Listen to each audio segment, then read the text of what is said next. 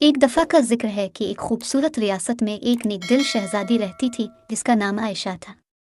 आयशा न सिर्फ अपनी खूबसूरती की वजह से मशहूर थी बल्कि उसकी रहमदिली और मोहब्बत भी इसे सबकी पसंदीदा बनाती थी।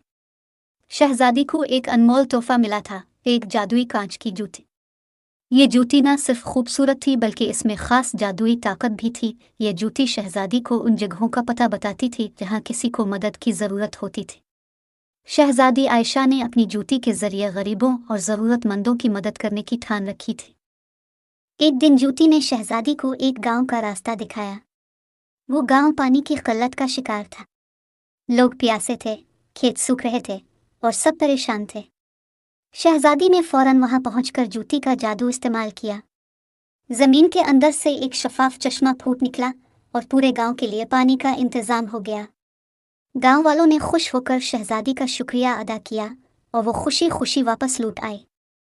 लेकिन कहानी यहाँ ख़त्म नहीं होती।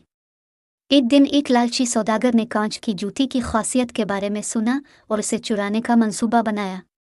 वो रात के अंधेरे में महल में दाखिल हुआ और जूती उठाने की कोशिश की, लेकिन जूती इतनी भारी हो गई कि वो इसे हिला भी ना सका।